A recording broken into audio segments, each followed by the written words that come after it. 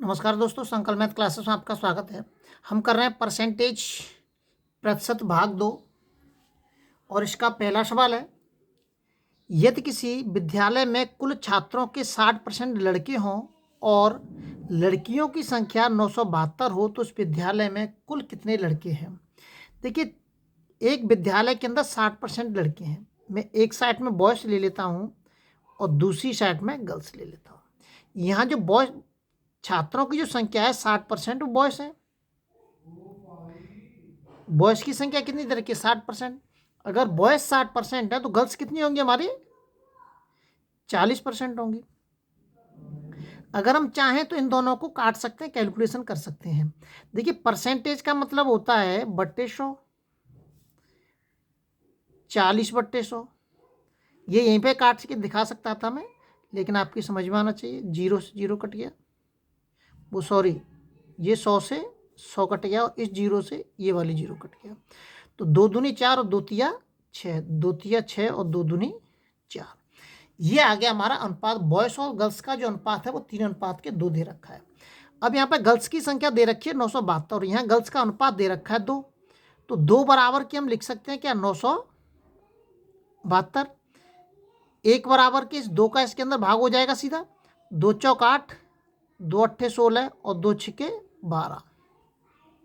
अगर इस 186 का मैं इसमें गुणा कर दूंगा तो मुझे गर्ल्स की संख्या पता चल जाएगी और इस 486 का इसमें गुणा कर दूंगा तो मुझे बॉयज़ की संख्या पता चल जाएगी। और मुझे बॉयज़ की संख्या ही पता करनी है। तो 486 बॉयज़ बराबर के 3 18, 3 24 और 1 25, 3 चौक 12, 13 14। तो बॉयज़ की संख्या कितनी होगी 1458 हमारी बॉयज़ की संख्या होगी। बी ऑप्शन हमारा एकदम सही है। अगला सवाल देखते हैं। अगला सवाल दे रखा है, एक व्यक्ति जो अपनी आय का 66 सही 2/3% खर्च करता है। ये क्या दे रखा है, व्यय दे रखा है। अपनी आय का 66 सही 2/3% क्या कर रहा है, वो खर्च कर रहा है और 1200 रुपये बचा रहा है। तो पूछ रहा है वो कि उसका व्यय प्रतिमास कितना है। यहाँ खर्च पूछ रहा है। यहाँ जो खर्च दे रखा है वो परसेंटेज के रूप में दे रखा है। अब वो पूछ रहा है कि रुपए के रूप में जो खर्च है वो कितना है। ये देखिए दे रखा है 66 सही 2/3%। जब मैं इसकी कैलकुलेशन करूंगा, 3 का इसके अंदर गुणा करेंगे, गुणा करने के बाद उसमें 2 जोड़ेंगे तो कितना आ जाएगा वो 200। तिचंक 18, तिचंक 18 को 19, 198, 198 में 2 जोड़ देंगे तो 200 हो जाएगा। 200/3। ये तो साधारण भिन्न जो होती है, मिश्र जो भिन्न होती हैं वो वाला है। अब ये जो परसेंटेज दे रखा है मुझे ये हटाना है। मैं इसकी कैलकुलेशन कर रहा हूँ पहले। 200 बट्टे इस प्रतिशत के रूप में बट्टे नीचे आ गया 100, काट दिया मैंने, ये निकल के आ गया 2/3। अब इस 2/3 का मतलब क्या होता है। इस 2/3 का मतलब हो गया, मैं अगर इसको अनुपात के रूप में अगर मैं लिखूं तो एक साइड में आय लिख देता हूं और एक साइड में व्यय लिख देता हूं। अगर आय हमारी 3 है तो व्यय हमारा कितना है 2। ये हो गया इसका मतलब। अगर आय हमारी नीचे वाली जो संख्या दे रखी है वो संपूर्ण होती है, टोटल होती है, तो टोटल आय उसकी कितनी 3 है। 3 में से 2 वो खर्च कर रहा है। अगर 3 में से 2 खर्च कर देता है तो बचाता कितना है, वो एक बचाता है। तो एक जो बचाता है वो एक जो है प्रश्न में 1200 रुपये के बराबर है। तो एक कितने के बराबर है 1200 के बराबर है।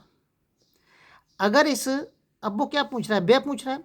अगर इस 1200 का गुणा मैं इसमें कर दूंगा तो मुझे टोटल आय का पता चल जाएगा। किसकी टोटल आय कितनी है, महीने की टोटल आय कितनी है, ये भी पूछ सकता है वो। अगर इस 1200 रुपये का गुणा इसमें कर दूंगा तो उसके महीने का व्यय का पता चल जाएगा। तो व्यय ही पूछ रहा है वो, तो इसके अंदर गुणा कर देता हूं मैं 1200, जिसका व्यय बराबर के 1200 इंटू के 2, 12 दूनी 2400।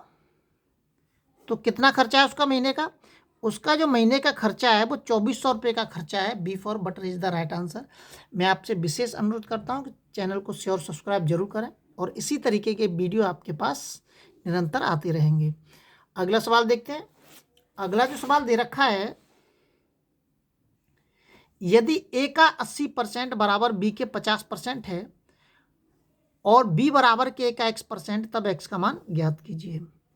a बराबर के दे रखा है, a इंटू के 80% बराबर के दे रखा है b इंटू के 50%। देखिए अगर बराबर में संख्या लिखी रहती है तो हम काटापीटी कर सकते हैं।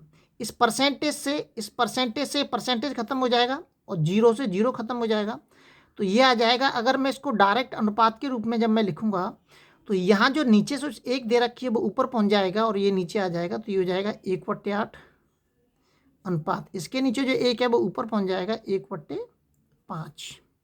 ध्यान रखना है जब कभी बराबर में अगर कितनी भी संख्या लिखी हो बराबर में तो उसको डायरेक्ट अनुपात में करके नीचे की संख्या ऊपर, ऊपर की संख्या नीचे हम लिख सकते हैं। अब इसका एलसीएम लीजिए। एलसीएम कितना आएगा? 40 आएगा। 40 का इसके अंदर गुणा कर दीजिए आप,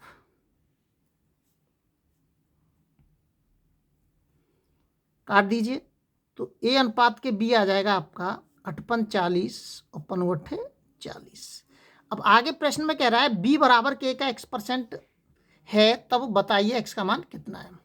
तो ये दे रखा है प्रश्न में b बराबर, b का मान कितना दे रखा है? b का मान दे रखा है 8, सीधा मान रख देते हैं।